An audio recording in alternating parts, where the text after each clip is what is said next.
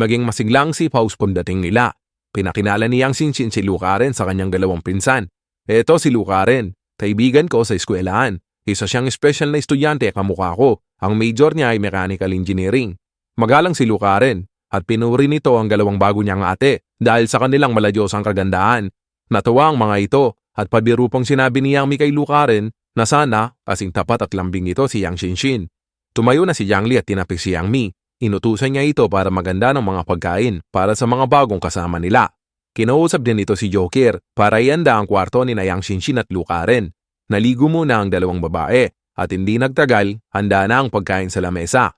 Pagkatapos nilang maligo, mas nadagdagan pa ang pasasalamat at pagmamahal nila kay Yang Li dahil sa tulong nito at komportabling bahay. Habang kumakain, mankalaga na si Yang Li ng mga tungkulin. Yang Shinshin, simula ngayon, ikaw ang aawak sa cybersecurity ng safe house. Hindi naman ganun kahirap sa iyon, tama? Kumpiyansa na tumugon si Yang Shinshin. Huwag kang mag-alala kapatid na Yang Li. Akong bahala doon. Pagkatapos, bumaling si Yang Li kay Lu Karen. Kaagad na kinabahan ito at napatayo. Dahil sa magaling ka sa mechanics, madali lang sa iyo ang paggawa ng mga armas at mga bala, di ba? Dinignan ito ng masinsinan ni Yang Li. Sumagot si Lu Karen na nahihiya. Sa katunayan, hindi naman mahirap gawin ang mga armas at bala. Pero kailangan ko ng mga espesyal na mga makina. At ang mga kagamitan sa paggawa ng mga bala ay hindi naman makikita sa merkado. Gayunpaman, kung tungkol sa paggawa ng mga armas na hindi ginagamitan ng pulbura, mas madali yon. Basta may tamang bakal at kagamitan ka lang sa pagpapanday. Kayang-kaya ko yun. Mumiti lang si Yang Li at sinabing, pagkatapos nating kumain, sumama ka sa akin. Isinama ni Yang Li si Lu Karen sa isang malawak na kwarto at inilabas nito ang mga malalaking makinarya. Hindi rin gaanong pamilya si Yang Li sa mga ito. Tinanong niya si Lu Karen, tignan mo kung makakatulong ba ang mga ito. Kung hindi, meron pa ako dito. O kaya, maghahanap ako sa ibang mga pabrika sa labas. Lumiwanag ang mga mata ni Lu Karen nang makita ang mga advance sa mga kagamitan at sinabing, hindi ito mga ordinaryong makina. Halos lahat ng mga ito ay galing ng ibang bansa at matakas ang kalidad. Nagkakalaga ito ng mga ilang milyon. Nanabik si Lu Karen at siniguro kay Yang Li na sapat na ang mga ito. May ibang mga makina na hindi magagamit, pero babaklasin ko na lang ang mga ito at kukunin ang mga parte na pakikinabangan. Sa kabila ng kanyang itsura, bilang isang henyo sa larangan ng mechanics, ang kanyang kaalaman ay malawak at ang kanyang abilidad sa aktwal ay pambihira. Ipinakita ni Lu Karen ang kanyang braso at sinabing, huwag ka na mag-alala kapatid na Yang Li, kontrolado ko na ito. Nang makita ni Yang Li ang kasiglahan ni Lu Karen, nasiyahan ito ng tunay. Dahil sa eksperto ka sa mechanics, malamang pamilyar ka din sa mga uri ng kagamitan. Inilabas ni Yang Li ang mahabang espada na kinuha niya kay Teacher Liang. Pwede bang tignan mo ito para sa akin? Kung meron bang special sa espadang ito, baka isa itong sinaunang banal na espada. Nung kinuha ko yan, tinignan ako ng iyong guro na parang gusto niya akong lamunin. Kinuha ni Lu Karen ang espada at ang kanyang mukha ay napalitan ng pananabik na parang sinusuri nito ang kakaibang kayamanan. Isa itong obra maestra sa modernong pagpapanday. Nakaramdam ng alinlangan si Lu Karen habang tinitignan niya ito at nagpaliwanag. Ang pangalan ng espadang ito ay Dagundong ng Dragon. Ito ay personal na ginawa ng pinakamagaling na magpapanday na si Pedro Fernando. Hindi ito sinaunang banal na sandata, pero isa itong pinakamataas na modernong pagpapanday. Ang material na ginamit dito ay adamantium. Sinasabi nila na ito ang pinakamatigas na metal ngayon sa buong mundo at kayang humati ng diamante. Hindi maiwasan na umanga ni Yang Li. Mukhang sulit ang pagpunta ko sa Sky Azure Academy. Ang patuloy si Lu Karen, ang tigas ng adamant alloy ay maikukumpara sa alamat ng vibranium. Pero masyadong mahal ang paggawa nito at hindi ito akma sa paggawa ng maraming armas ng militar. Ang mahabang espadang ito ay katangi-tangi. Iginawa dito kay Teacher Liang bilang pinakamataas na karanalan sa katapangan at pagprotekta sa isang leader habang nagsisilbing isang bodyguard. Napakalaga nito sa kanya at marahil mahalaga pa ito kaysa sa kanyang buhay. Habang hawak ni Yang Li ang espada, nakaramdam ito ng tuwa. Naisip ni Yang Li kaya hindi nakapagtataka na kayang labanan ng mabangis na babaeng yun ang halimaw. Kung ordinaryong espada lang ito, matagal na itong nabungi dahil sa tibay ng balat ng malaking pusa. Ayos ang ganitong bagay, sabi ni Yang Li, perpektong pangdepensa. Nang papalapit na ang hapunan, magpahanda si Yang Li ng maraming pagkain para sa pagdating ni Yang Shinshin at Lu Karen. Matagal na silang hindi nakakatikim ng masagana at mainit na hapunan. Kain lang kayo ng dahan-dahan, sabi ni Joker. Malamang marami kayong pinagdaanan sa eskwelahan. Maraming pagkain dito, sabi naman ni Yang Mi. Kung kulang pa ito, magluluto pa kami. Huwag kayong masyadong magpabusog. Baka masira naman ang kalusugan nyo. Nagsalita si Lucaren habang kinakagat ang peraso ng karne. Sa totoo lang, hindi naman kami kinakapos ng pagkain sa eskwelahan. Mga ilang daan lang naman ang mga bilang ng mga estudyante at guro sa eskwelahan. Marami itong kantin sa loob at may bodega pa ito ng mga sangkap ng pagkain. At bukod doon, may mga tindahan pa sa loob.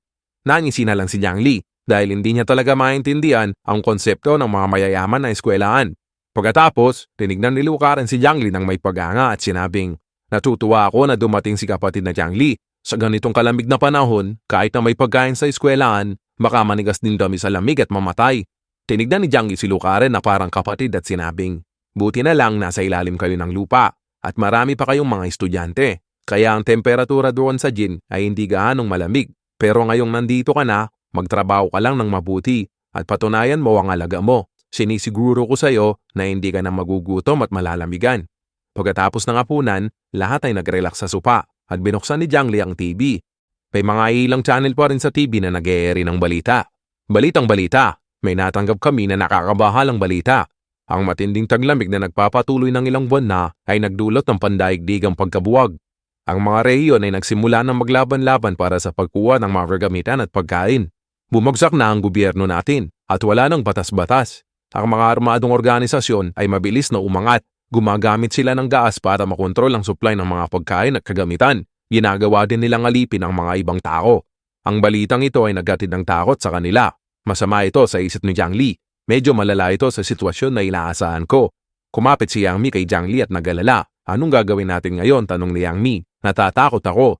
Pinanatili lang ni Jiang Li ang pagiging kalmado at sinabing, "Inaasahan na ito. Dati, kahit papano, napipigilan ang pwersa ng militar sa utos at desisyon ng mga lider ng bansa. Pero ngayon, dahil na-realize na nila na hindi natitigil ang nyebe, kaya bumagsak na ang estado. Kaya nawalan na sila ng takot sa kanilang mga aksyon at natural, gagawin nila kung ano man ang gusto nila." Medyo maayos pa sana nung nandiyan ang mga tuntunin at regulasyon ng ibang mga organisasyon, dagdag ni Yang Xinxin. Kahit na hindi sumusunod ang iba dito, basta nandun ang batas, kahit papano, may pumipigil sa kanila. Pero ngayon, wala na. Nawala na ang kapayapaan at kaayusan. Napatango na lang si Jiang Li sa mga sinabi ni Yang Xinxin at napamuntong ininga ito. Ang resulta nito ay magiging mga warlord ang mga lokal na pwersa ng militar. Ibig sabihin, parating na ang ira ng mga warlord. Kapag dumating na ito, ang mga buhay ng mga ordinaryong tao ay magiging walang kwenta parang damo. Pagkatapos, pinunta na ni Jiang Li si Yang Xinxin sa control room. Dumiwanag ang mga mata nito nang makita niya ang malaking supercomputer. Kagaya nito sa mga sci-fi na pelikula. Tinapik ni Jiang Li sa balikat si Yang Xinxin at sinabing, "Responsibilidad mo na ngayon ang cybersecurity ng safe house." Tumangulang si Yang Xinxin ng paulit-ulit habang nakatingin ito sa holographic na monitor. Habang pinapanood ni Jiang Li ang matinding focus ni Yang Xinxin sa monitor, naisip nito na ang pagkakaroon ng isang baldado na may mataas na IQ at henyo sa computer ay perpekto sa control room na ito. Binigyan ni Jiang Li ng karapatan si Yang Xinxin sa operasyon ng computer system. Pero hindi niya pwedeng baguhin ang pangunahing bahagi nito at mag-focus lang ito sa pananatili ng network system. Nagumpisa ng gumalaw ang mga kamay ni Yang Xinxin na parang pianista. Si Jiang Li na nakatayo lang sa likod niya ay umangati ito kahit hindi nito maintindihan ang ginagawa ni Yang Xinxin. Sa loob lang ng 2 minuto, nakumpleto na ni Yang Xinxin ang pagsuri sa buong network ng safe house.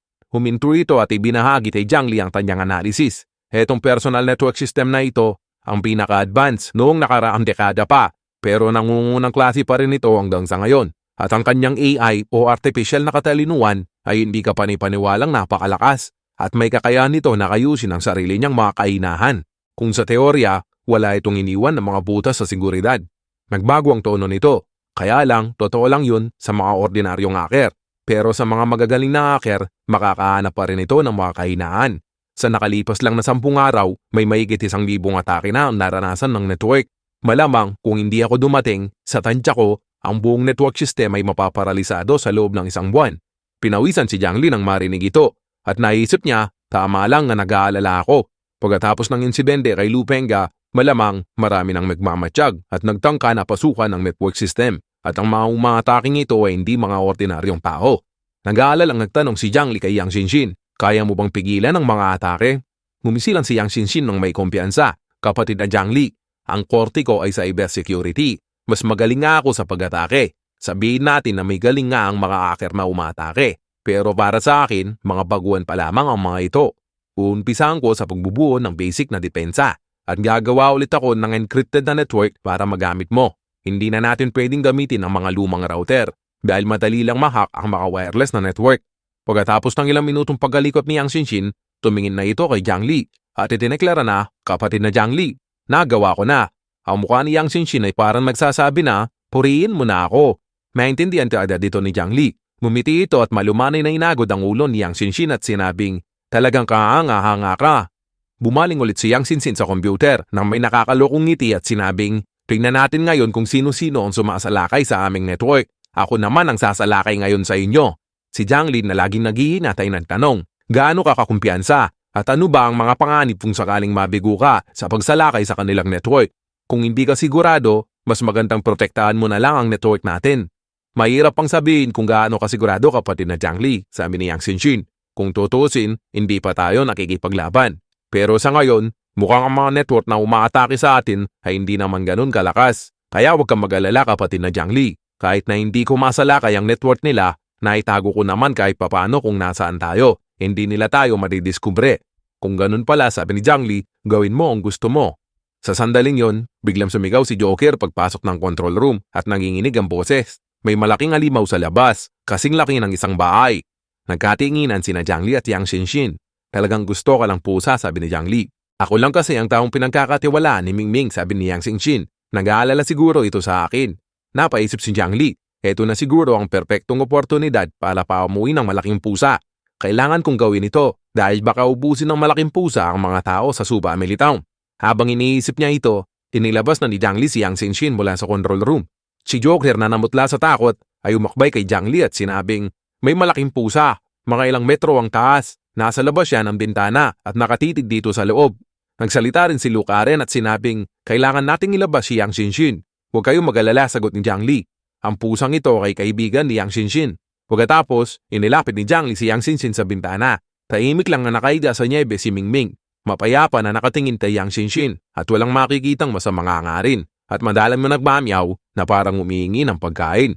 Nang makita ng malaking pusa na nasa mabuting kalagayan si Yang Xinshin, pumikit na ito na parang pagod na pagod at nagsimula ng umiblip.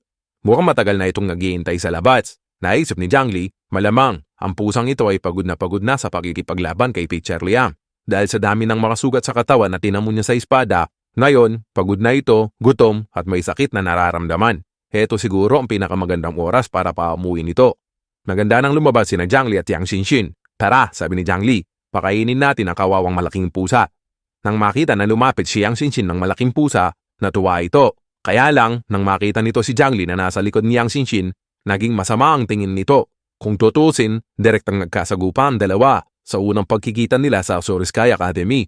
Napansin ni Jiang Li na nag-iinat at nag-aalangan ang malaking pusa. Kaya binuksan niya kagad ang kanyang kabilang space dimension para ilabas ang mga pagkain para sa pusa at mga toyong isda.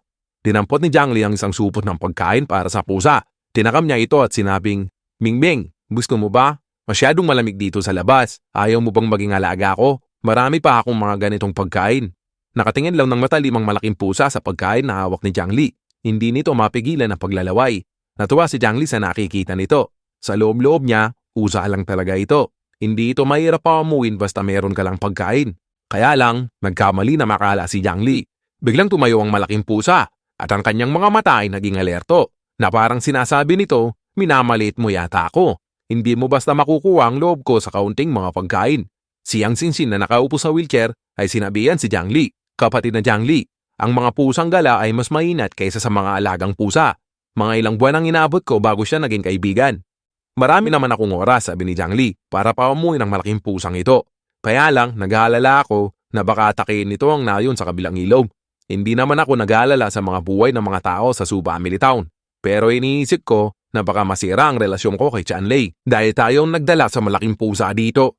Pagkatapos ng pag-iisip, sinabihan ni Jiang Li si Mingming, kahit hindi mo pa ako pinagkakatiwalaan na yon, pwede kitang bigyan ng mga pagkain. Pero may kapalit, kailangan mong makako na hindi mo aataki ng mga taga-nayon sa kabilang ilog. Kaya mo bang gawin yon? Tanong ni Jiang Li. Dahil matalino si Mingming, naintindihan niya kagad ang pakiusap ni Jiang Li at tumango ito ng masaya. Nang okay na ang kasunduan, bumalik na sina Jiang Li sa loob ng safe house. Iniisip ni Jiang Li na marami pang pagkain para sa pusa sa kanyang kabilang space dimension. Kaya lang, sa ganong kalaking pusa, ang mga pagkain nito na hindi magtatagal. Kaya kailangan nitong umanap ng ibang mga pagkain para ipakain ito sa inaharap. Pagkabalik nito sa sala, narinig niya sina Joker at Yang Mi na nasorpresa at natuwa. Tumingin sa bintana si Jiang Li, pero hindi niya nakita ang malaking pusa. Nasasabik na hinila ni Joker si Jiang Li para tignan ang mga tumpok ng pagkain ng pusa. Nanlaki ang mga mata ni Jiang Li sa gulat. Pwede niya palang baguhin ang laki nito kung gugustuhin niya. Ang orihinal na laki ng malaking pusa kanina ay nasa mahigit 10 metro. Ngayon, sinlaki na lang ito ng isang normal na pusa. Lubos na natuwa si Jiang Li dahil makakatipid dito ng maraming pagkain. Doon na lang may biglang napagtanto si Lu Karen at nagpaliwanag ito. Kung ganun nga ladi ang laki nito, hindi magiging sapat ang mga yumao nating kaklase para mabusog si Mingming, di ba? Napaisip din si Yang Xinshin at nagsalita. Sa tuwing lilitaw at aalis si Mingming ay biglaan na talagang nakapagtataka. Dahil imposibleng wala kang maririnig na tunog kahit palapit pa lang ito. At saka, kahit si Teacher Liang na isang master sa martial arts ay hindi ito mahanap. Kaya ang lahat ng senyalis na ito ay nagpapakita na kaya niyang baguhin ang laki nito. Biglang napakunot ang loob ni Yang Xinshin dahil sa pag-aalala at sinabing, parang may dugo si Mingming. Kaagad na yumuko at tumutok sa salamin si Jiang Li para tignan ito ng mabuti. Oo nga, may mga hiwa nga sa katawan si Mingming. Kahit na tumigas na ang dugo, mukhang malalim ang mga sugat. Marahil ito ang pinsalang dulot ng tagundong ng dragon ni Teacher Liang. Kaya hindi nakapagtataka na matamlay ito. Pero mukhang wala namang pakialam si Mingming sa mga sugat na to. Kung tutuusin, para sa isang pusang gala, ang ganyang mga sugat ay isang maliit na bagay lang. Mag-isip ng sandali si Jiang Li. Mukhang kailangan kong maganda ng ilang mga gamot para bukas. At samantalain ang pagkakataon para makakuha ng konting tiwala sa pusang ito. Pero sigurado, hindi ko siya pwedeng lapitan ngayon. Ang mga pusa ay masyadong maingat kapag kumakain. At baka makita lang ako na isang banta sa kanilang pagkain. At syempre, hindi ko rin pwedeng ipagawa ito kay Yang Xinshin dahil kailangan ako mismo ang bumuo ng magandang relasyon sa pusa. Sa gabi ngayon, si Yang Xinshin at Lu Karen ay nagsama sa isang kwarto. Si Lu Karen na nakahiga sa mainit at maluwag na kwarto ay nagbiro. Nananaginit ba ako? Kaninang umaga lang dilalamig tayo at nagugutom sa isang gin. At ngayon, nasa isang kwarto tayo na parang langit.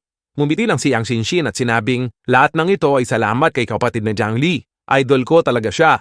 Talaga, sagot ni Lu Karen. Nakakamangha si kapatid na Jiang Li. Nagkaroon ito ng isang magarang safe house sa ganitong apokaliptik na mundo. Isinara ni Lu Karen ang kanyang kamao at nanumpa. Kailangan kong patunayan ang alaga ko sa inaharap at hindi biguin si kapatid na Jiang Li sa pangangalaga niya sa akin. Magpahayag din ng determinasyon si Yang Xinshin at sinabing, gagawin ko din lahat ang makakaya ko at maitutulong pagdating sa network security ang safe house. Nagtanong si Yang Xinshin, ano bang ginawa mo ngayon?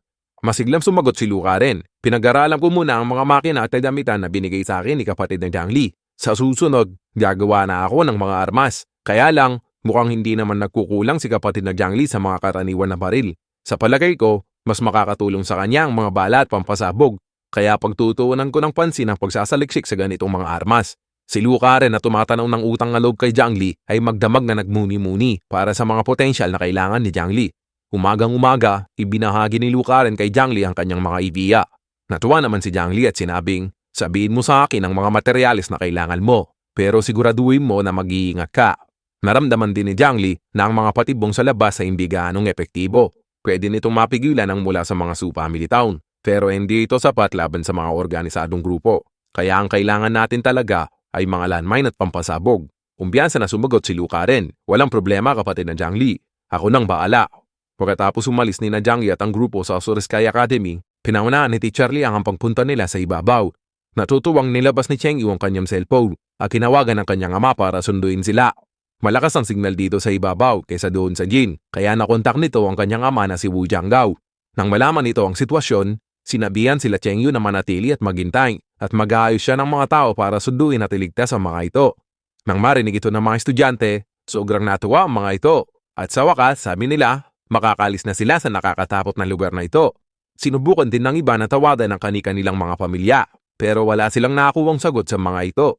Maiisip tuloy nila na baka hindi nakasurvive sa ganitong apocalypse ang kanilang mga minamahal. Kaya lang, ang ibang mga estudyante ay nakarandam ng pagkabalisa. Magtataka sila sa ama ni Cheng Yu. Kung meron itong kakayahan na iligtas sila, bakit hindi pa sila inaanap nito nung una pa lang? Bakit naghintay pa siya na si Cheng Yu ang tumawag? At kung talagang hindi niya kayang iligtas ang anak nito, bakit ito mangangako? Ang mga tanong na ito ay nag-iwan din ng labis na paghahalala kay Teacher Liang.